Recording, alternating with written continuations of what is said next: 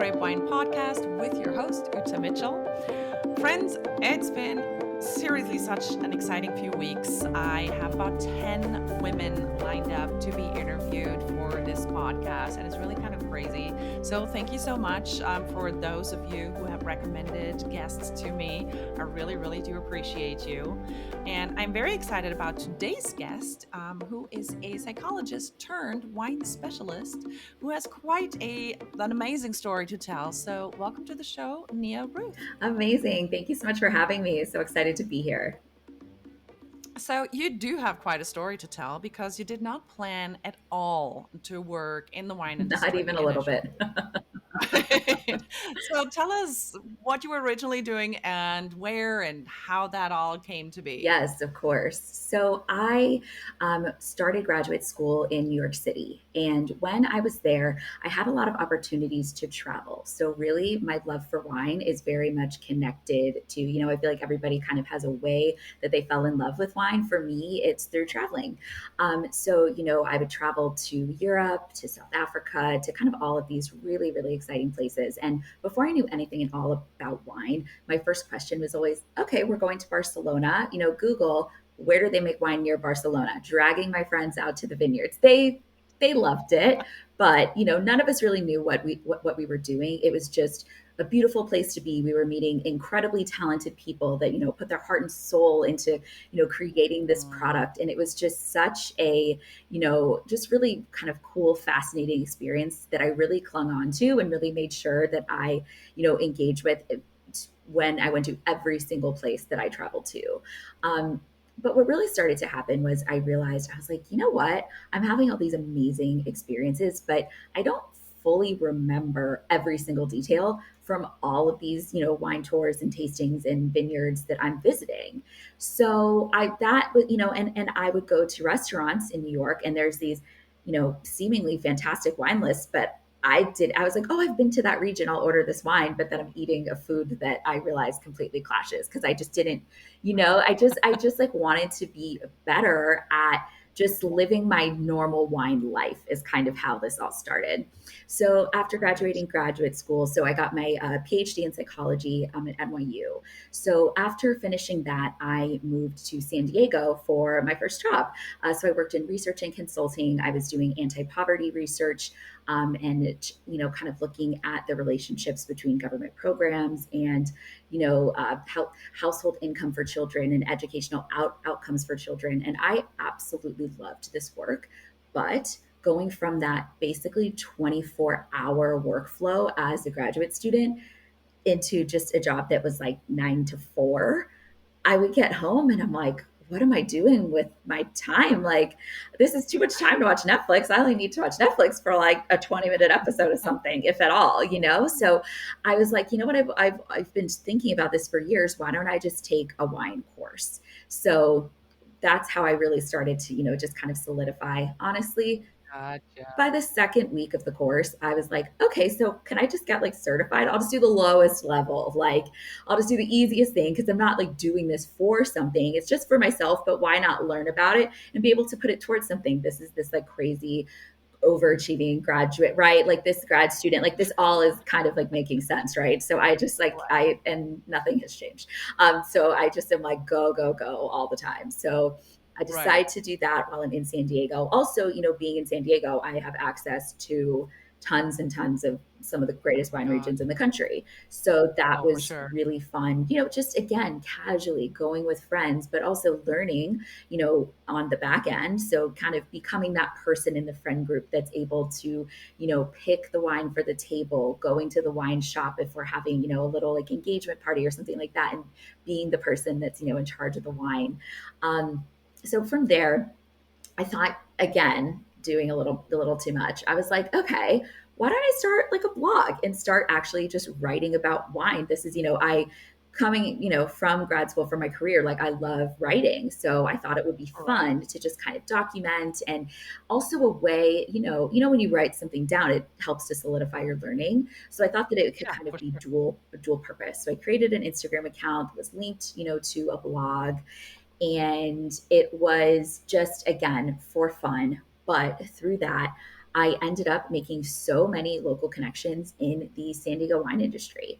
So I, started to, get invited to like wine events and big wine festivals and wine tastings and things like that. And just meeting other people that were very, very much immersed in the wine industry and just kind of learning about Right. like, what are their careers like what's their day-to-day life like, and really loving that and being pretty envious, honestly, of what their day-to-day life was like. So I could go on, but I will stop there as kind of how this all began, because I know we'll dive deeper into kind of how it has evolved. Well, you know what? I love a good storyteller, and I'm totally engrossed. So this is working out for me. And I think, in that regard, the way we got started is kind of pretty similar in that, I mean, I started working in a winery years ago, not knowing a whole lot about wine, but then getting really excited and starting to do my certifications and writing about it. And then at some point going, wait a minute, I want to really start talking to women in the wine Yep. industry, and I want to kind of elevate the women in the wine industry. And then this happened, and yeah. So anyway, it's great. It's been a lot of fun. So you took that first intro course at San Diego State University, and then you went on and said, "All right, well, W set, here I come." You completed levels 2 and then 3. How was that experience for you? Those classes, those courses, especially number 3. Yeah, so they were fantastic. I was so excited to be done with work so I could start reading about wine. And start Right. making flashcards and taking notes. So it was really great. So I was able to do level 2 in person in San Diego. So I got to taste so many fascinating wines I never even heard about. Absolutely loved that. Unfortunately, when I did level 3, it was during COVID. So I couldn't do something in person. And, I still had a really great experience, still, of course, learned a lot, but I didn't get that same like wine tasting experience. So I'm really jealous of everybody that gets to take WSET 3 in person. Right.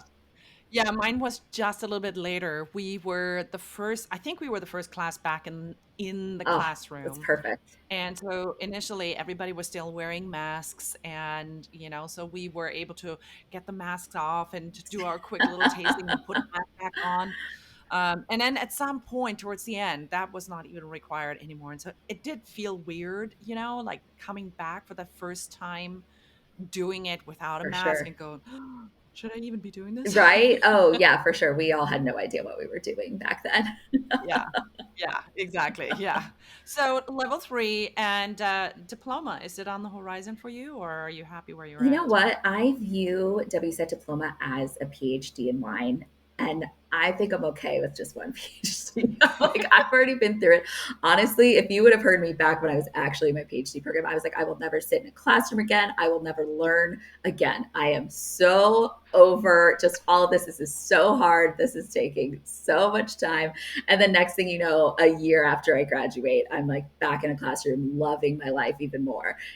So You can't help I would yourself. say never. However, Right. I do, kind of thinking back right now, I do have this degree that there are so many things that I learned from it that are incredibly helpful to the things that I do Yeah. now, but it's certainly not a one to one, you know, comparison of skills and one-to-one use of skills. So I have been Yeah. thinking really hard about the idea of investing that much time again into something and making sure that at the end for the rest of I mean, okay, I'm not going to hold myself really to that because who knows where I'll end up. But, for a long time in my career, I will like absolutely use those skills. The really cool thing now, again, we haven't like fully got to what I'm doing now, but I am you know, again, like using the wine skills that I've learned, using the skills from my grad school program, but I'm also learning so much in the like Mhm. on the job, if you will, and like really kind Yeah. of I'm still learning every single day. So Yeah. I would say at this point, no to WSET diploma, but never say never because I've said never far too many times and been completely wrong. So we're gonna catch up in about 2, 3 years or so and see where you're at. So with that, you do own a digital wine shop, you run a wine club, you supply wines for local events, you host your own events. I feel like that is a lot that you're doing, and I can kind of see how you're really busy with that even without going into diploma. But will you let me know how you decided, you know what, I'm going to go do this. Let's open a wine shop and let's do a wine For club. sure, for sure. So, oh gosh. Okay. So there's a little bit of a backstory getting here. So in San Diego, I met my now husband. He is a fighter pilot in the Marine Corps. We got moved to Beaufort, South Carolina. So small town right on the South Carolina coast. It was lovely, your quintessential low country, beautiful place. We had a fantastic time. I knew I wanted to get back to SoCal, and magically, his next round of orders were to 29 Palms. So if you're not familiar, it's about an hour northeastish of the Palm Springs area, so the Coachella Valley. So that's how I Hmm. ended up back in California, very luckily. So all of that said, things were really different in South Carolina than they are, of course, in California, in the sense that people in California, we are Californians and we love wine, right? Like it is a part of the fabric of the culture here. People are constantly, pretty much any event that you go to, you're going to have really nice wine associated with it, whereas in South Carolina it was maybe more of a beer based event, or just some, it's just Right. different. So that said, moving here, I really felt like, so I started completely digitally and as just a wine club. Moving here, I thought it was just a huge missed opportunity to not do more, to not be more involved in the community and really kind of be a part of these local events that people are always looking for, wine Mhm. to source, to, host and elevate their event. A lot of people were asking for, I just want to send a gift for Mother's Day. I just want to send a gift for my best friend's birthday. Do I have to send them like a whole wine club box and it only goes out like at the first of the month? So how do I do this? So I was like, okay. And also, people are like, I absolutely love these bottles. How can I reorder them? So I thought, you know what? I think there is a need to actually create a shop element, like a retail shop Yeah. element to, kind of what I offer. So, really all of those expansions happened as a result of, kind of the way that it does for a lot of people, that, you kind of get asked for these things and then you find yourself in an environment that's just a little bit different, and people are, kind of people started approaching me differently. And if I didn't have a retail shop, and if I didn't Hmm. have, inventory here in the valley, then I wouldn't be able to, host events with any, in Yeah. partnership with anybody, because I just wouldn't have any wine to do that. So that is what kind of led to that, growth and expansion into those other areas, in addition to the wine Right. club. Oh my gosh, this is amazing. So, and you are really, like, your wine club is special in a sense that you are really looking for small production wineries. Yeah.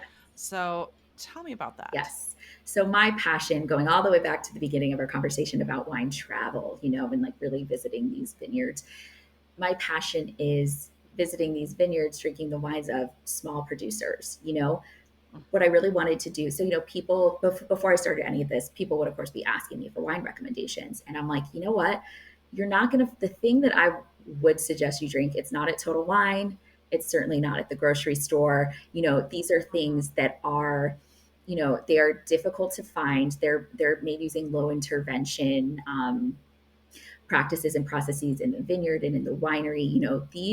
The goal that these winemakers have is for each grape to shine, for the terroir, for their vineyard area to really be the thing that is defining each of their wines. And that's just not something that's found on in the mass wine production market. Yeah. So that just kind of inherently was my passion. So when it came to starting the wine club and sourcing wines for shop and events and all of those things, I only work with importers and distributors that are exclusively working with small producers, just so that I can really hone in and find these unique wines. In addition to small producers, in addition to the low intervention element, I also love to introduce people to grapes that they might have never heard before, to styles of wine that they might have never tried before, to wines from Right. regions that they didn't even know had vineyards and made wine. And it's Right. just really fun to just see people's like jaws drop when they try something that they can't even pronounce, they've never heard of. And they're like, wait, this is so good. Why have I just been drinking Sauvignon Blanc for the last 10 years? and I've never tried a Sirtico. I've never heard of a Sirtico, you know? So it's Right. just, it's a really cool experience. And I also love the idea of getting to support those small family run independent wineries, you know, For by sure. sourcing their wine and bringing them into my club and shop. Yeah, I love that. So you have different membership options. From what I remember, there's like a quarterly, and then there's like a monthly.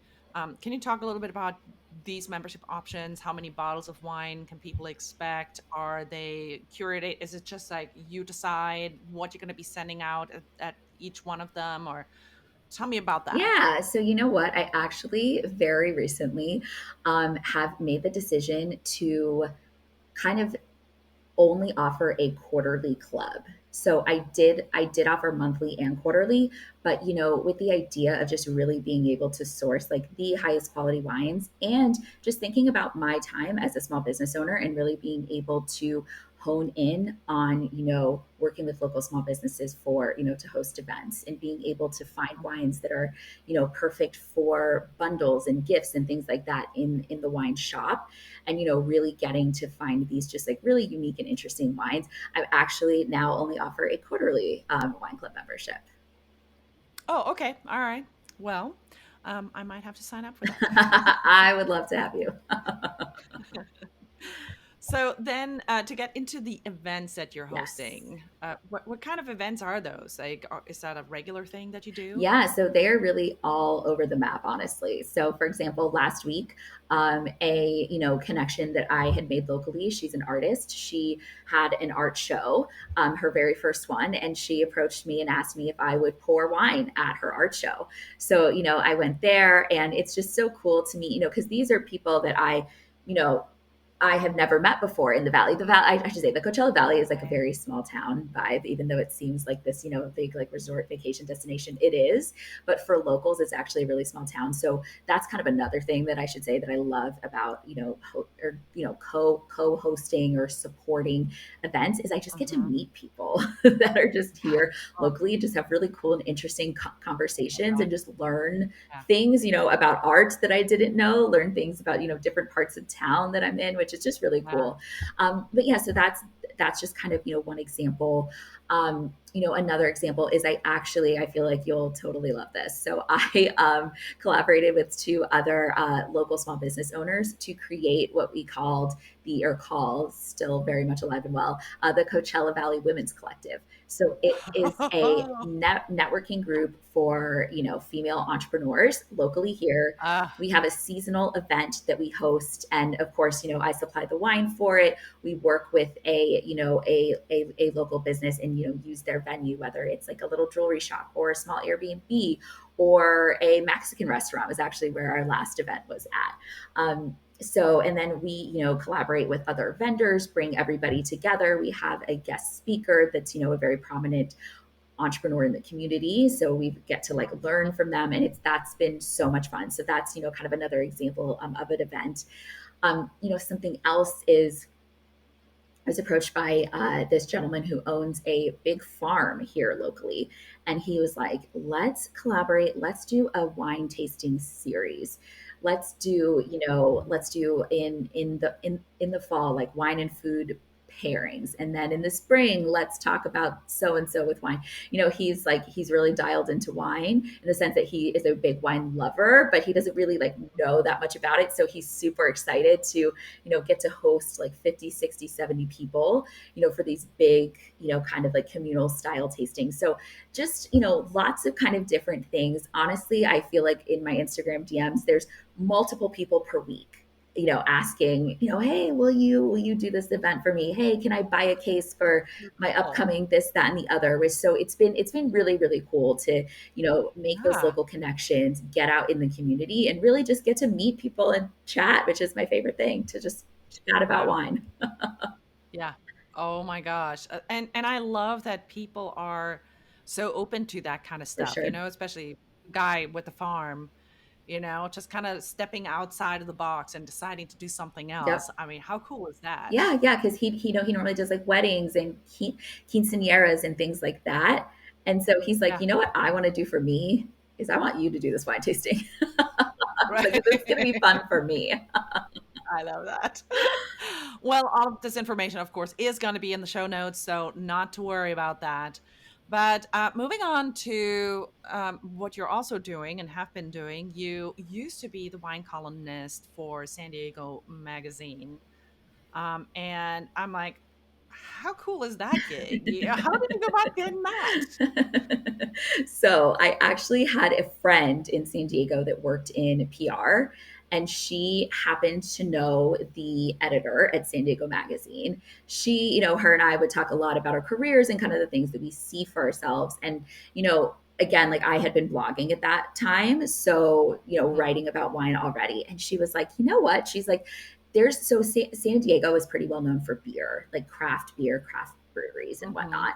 So, but not so much for wine. And she's like, I have been, kind of looking for new places for us to go and try in town that are wine centric. And there's just not really anything in San Diego Magazine about it. She's like, I'm going to connect you with the editor. I think there's a gap here and I think they need someone to write about wine. And I was like, that sounds crazy because I know how to write a 350-page dissertation. I'm learning how to write blog posts.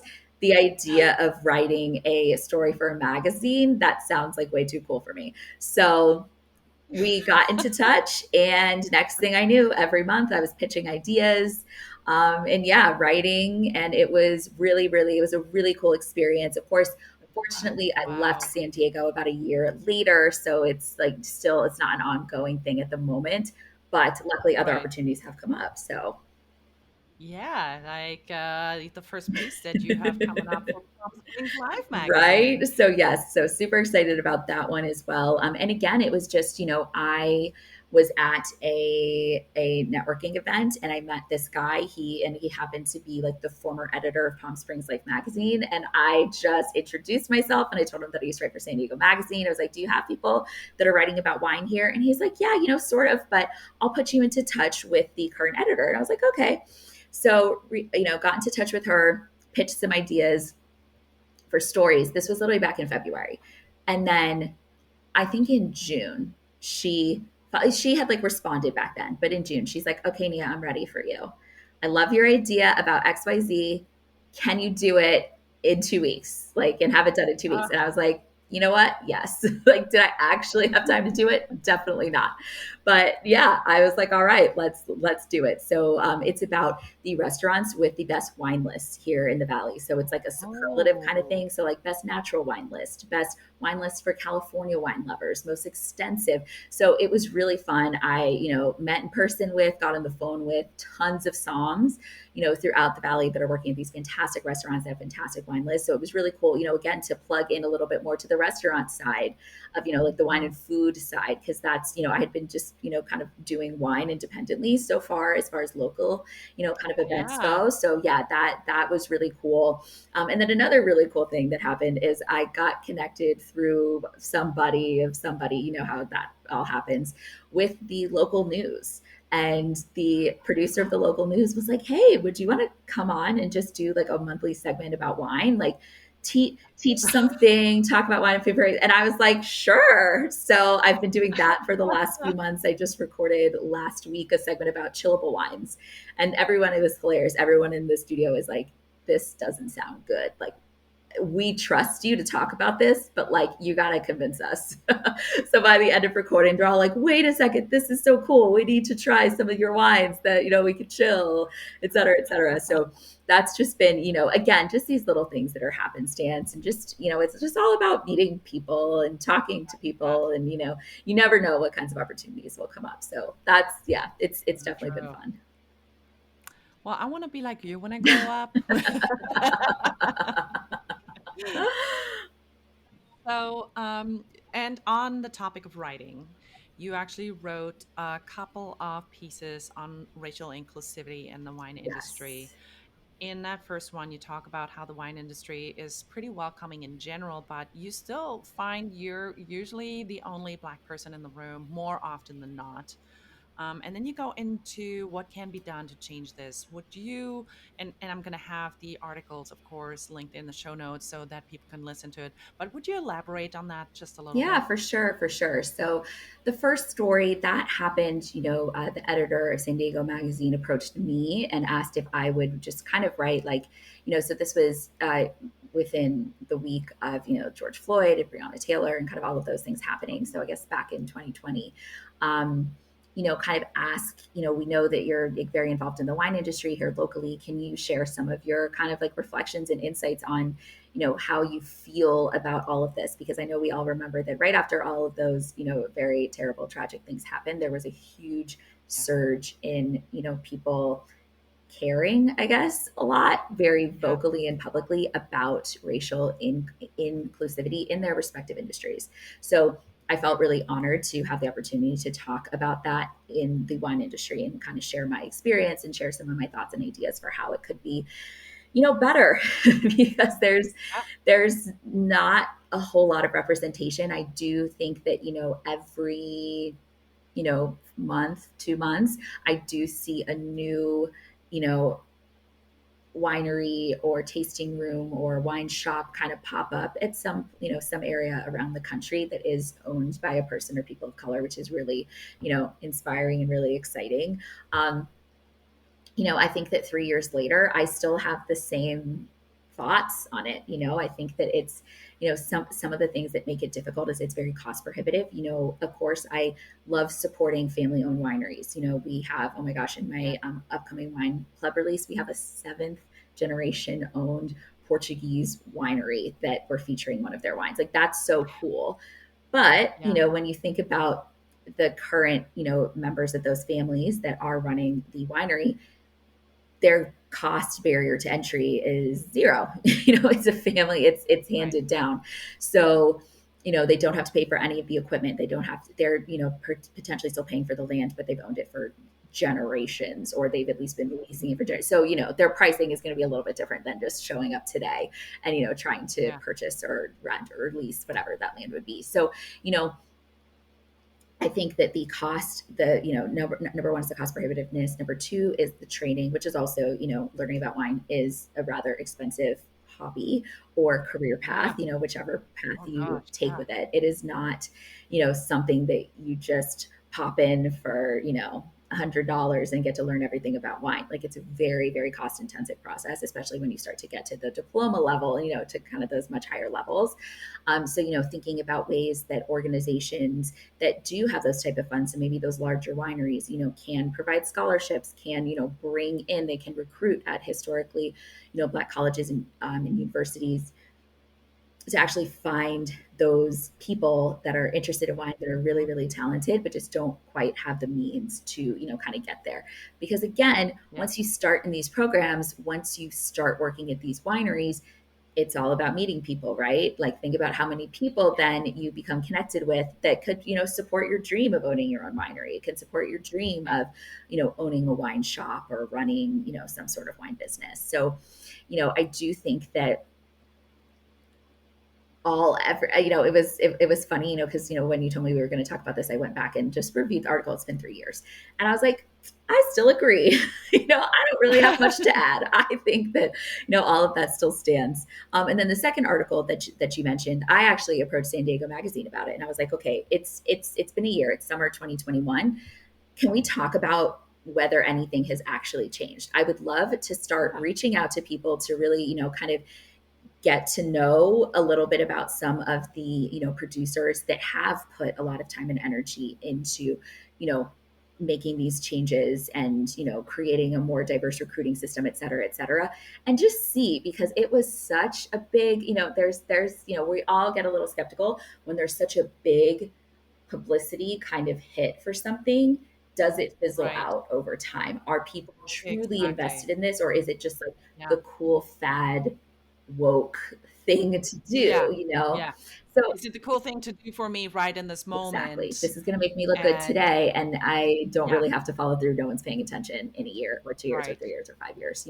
Exactly. So I did find, I actually, when I was writing that article, I was pretty disappointed in the lack of what I found as far as individual wineries that were, like really following through and really kind of making systemic changes in the way that they operate. Something that was Yeah. really inspiring was that many scholarship foundations had popped up, many organizations that were doing mentoring in the wine industry for people of color. Like, so many more of those had, been created and were growing over the course of that past year. So it was really cool to highlight them. But as far as Hmm. in individual wineries, I wasn't like blown away by the work and things that Right. people had done. So definitely a little bit of a mixed bag as far as the follow up story went. Right. So there definitely needs to be conversations happening, I guess, then on local wine boards as well, because I feel like oftentimes, as a winery owner, their first thought goes into, I'm making my wine, I am, creating this, I'm really kind of focused on that. But if it's on their minds because they're sitting on wine boards, and there are so many in every wine Yep. region, Yep. um, that they really should kind of bring that up. So, like the Women in Wine conference that we had here in Oregon, both years, yes, the audience is overwhelmingly white. I mean, that is Oregon for you. Yeah. But I also know that the organization always makes a point to invite people of color and Black people to sit in panels and to talk about and to kind of keep reminding us as an industry, what we need to be doing and actively doing to support these businesses and these entrepreneurs.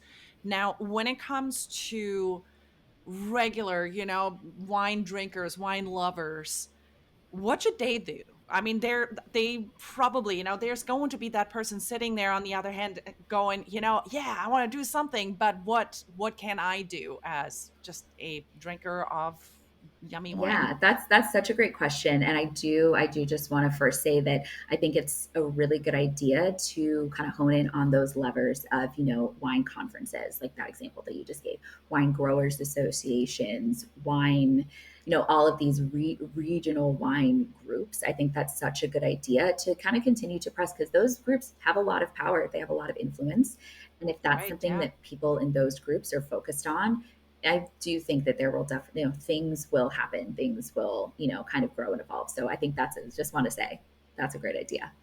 Right. I need to go back and amend my article to add that one. Um, and as far as individual wine drinkers, so I think a few things. One, it's not necessarily super specific to minority owned wineries and wine labels. But if you are focused on drinking wine that is made by small producers, I guarantee you are significantly more likely to come across a winery that is owned by a Sure. person of color. So that I would Yeah. start there. Additionally, I think that there are so many, wine businesses that are all sorts of different, whether it's a retail shop or a wine club or anything like that, that um, do give back to the community. I will say, plug, mine does as well. I did not mention this actually when I was talking about it, but every month, $1 from each wine club membership is donated to a cause of our members' choice. So members kind of, they share the causes that they're really interested in. And the causes that they support outside of course, wine. And we make an effort to support all of those organizations that our members are passionate about, which is really great. And there are a lot of philanthropic wine businesses out there. Actually, Yeah. drinking for a cause is a Yeah. very big thing. Attending back on the events train, attending local events in your area that are, it could be like a wine pairing dinner where a portion of proceeds are getting donated, or just approaching people yourself. If you live in a region, or sorry, if you live in an area with like a wine region close by, talking to people and just saying like, oh, is this something that you've ever done before? Maybe Yeah. I could be a part of it if you're passionate enough about it. Like I think that it is tough. So I think that, taking matters into your own hands is kind of, that's what I've done because it's tough to find, it's not, it's so, yes, I think supporting mission driven businesses And again, shopping small, drinking small are probably going to be your best, like most immediate and honestly easiest, lowest time investment, Right. Yeah. way of, really supporting. But it is not easy to find. I don't think it's easy to just walk into a wine shop and know exactly which bottle to buy based on the fact that it would be Sure. a minority owned. Like you would just have no idea. So Right. easy, a little And easier I said than yes, done. so I definitely agree with what you're saying then to, also finding a wine club like yours, for instance, um, where you know that, some of the wine will come from a minority producer or whatever. But you also listed in your, I think it was the second article, um, two lists that have like a whole list of Black owned Yes. wine Yeah, producers. yeah. So no, I think, And if I think you mentioned you wanted to link down the show notes. I think that's fantastic. Just kind of yeah. Googling, what are some of these producers so that next time you go out to dinner, next time you're going to your local wine shop and selecting a wine, Yeah. you'll be kind of familiar with some of the labels that are produced by people of Yeah. color. So yeah, I love that idea. I think being a prepared shopper and consumer, Yeah. kind of having that Well, information. and we educate ourselves in every other area. Yep, So this is just one more thing that we need to get ourselves educated for on sure. and make informed For decisions. sure.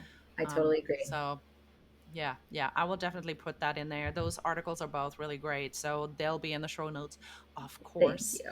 Um, So this is amazing. I do know that you have mentioned earlier on that you're doing some traveling and that you have done traveling, and you wrote down these places where I'm like, wow, I want to go there. So you have, Greece listed, Morocco, Italy, Spain, Portugal, South Africa. And, all of these regions, of course, have so much to offer. And you've already talked a little bit on the topic of these small production wineries and what they have to offer, both in wine but also culturally.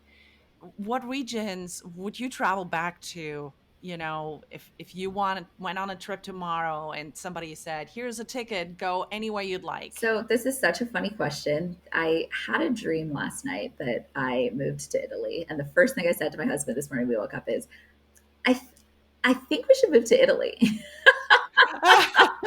Like I'm being 100% serious. And he looked at me like I was crazy. He's like, okay, like when? Like what do you mean? Like what timeline are we talking here? It's really funny because he I like knows, your husband, he's great. right? He knows that he needs to take me pretty seriously when I have these crazy ideas because Right, I act on most of my crazy ideas, right? So, right. but yeah, so but I would certainly not limit it to just Italy. I think my most recent trip to Europe was to Italy, so it still feels very top of mind.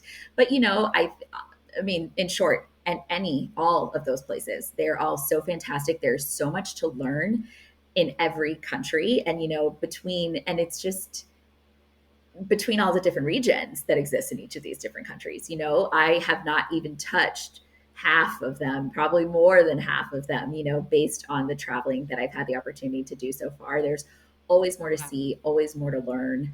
Morocco was a really fun one because I had no idea what to expect as far as Moroccan wine. I actually, in the last few years, have right. seen a little bit more Moroccan wine that's imported here to the US, which is really cool.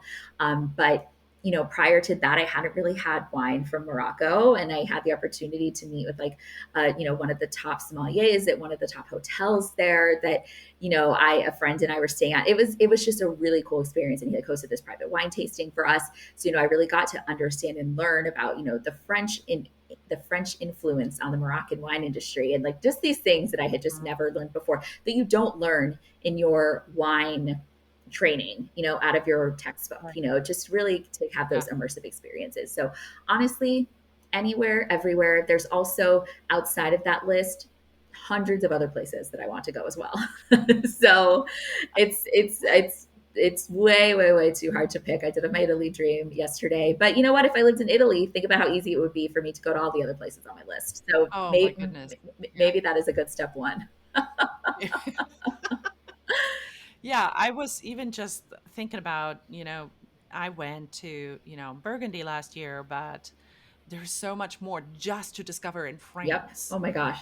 So much, And unlimited. in Germany, I feel like, I'm from Germany, of course, so I know my way around, but there's so many different wine regions in Germany that I would love to see, or Italy, of course, and yeah, so Oh many yeah. other And I mean, places. I live in California. I don't know every single thing about every single region here. Not even close. I haven't Sure. even skimmed the surface, despite having the opportunity to go and visit, often. So I totally agree with you. There's just always so much to learn. There's always so many new things happening too. Even if you really feel like you tapped something out, I promise you, wait 6 months, you're gonna show up and be like, wait, who's this person? Who's this producer here? Like now there's all this new wine for me to try. So yeah, Yeah, yeah, it's really exactly. cool. Oh, excellent. So, last question for you. As far as wine goes, are you gravitating more towards the bolder wines? Or do you like it a little bit wider, lighter? Do you like the variety, or are you, I guess what are you gravitating towards if you are just going to reach for a glass of wine? So, I actually have kind of a bomb to drop on you, a little bit of a confession. I am actually having a baby next week. So, I have No not been reaching for way! wine for quite some time. I've been sampling, I have been swishing and spitting, I have been doing all of the things for the last 9 months. So, nobody worry, every single wine is still tasted by me, perfect, like completely curated. And it's not, I haven't just been like guessing, with any of the wines that I'm sourcing. But I am so excited to reach for a glass of wine. And I honestly look at my wine rack almost every day and I still haven't even decided what my first glass of wine is going to be. My husband, I overheard him telling someone that he's going to bring a bottle of champagne to the hospital. I'm pretty excited about that. Yeah. So yeah, I guess that does kind of answer my question. What am I reaching for? Something celebratory. I think it's been a really great year. It's been, you know, Right, we talked about all of the things that I've been doing like nonstop while pregnant this last several months. And right. it's definitely every day is not easy.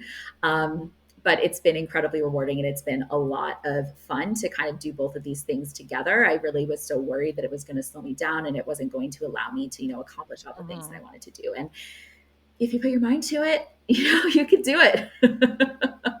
Well, let me just tell you, you look fabulous. I did not look this fabulous a week before I was about to give birth. Thank you. Oh my gosh. Yes. Oh, When I'm going out to these events, everyone's like, "Are you okay? Do you need to say?" I'm like, "No, I'm fine." I'm like, but I'm pouring okay. wine. My belly's hitting the table, but it's no big deal. Like I'm still out there, and Oh I've my been very, God. very lucky. I know I've been very, very lucky to, feel great and still really be able to do, all the Right. things that I want to do. But yeah, so I'm excited for really any kind of wine at this point, like anything. Not going to be picky. But I would say if you set that aside, summer in the desert, I'd say, really crisp, fresh whites have been, like Yeah. I guess the way we can frame it is, what have I been choosing for my husband to drink? Right. So definitely the crisp, fresh whites. I haven't been like obsessing over many rosés this summer, which is really weird because I love rosé, but I haven't found a ton that Mhm. I'm like obsessed with. So I would have to say probably whites and sparklings because sparklings Mhm. are always, but that's kind of a Because year round thing. right. Well, I hope he will bring you a really lovely bottle of Me bubbles to too. the hospital. I wish you nothing but the best, a wonderful birth and a beautiful first time to get adjusted to mommyhood. I know that's gonna take up a lot of your It time. is, it is, but I have everything ready to go for the fall, so there will be no gaps in anything that I've been working on. So we will be good to Awesome. go. Everything's prepared. All right, wonderful. Well, thank you again so much, Nia, for making yourself available for this interview. Like I said, all of this information is going to be down in the show notes for our listeners to check out and join the wine club. Yes. Um, and so, thank you. Have a wonderful day. I will talk to you Of soon. course. Thank you so much for having me. This was wonderful. And of course, with all of that, all I have left to say is Prost.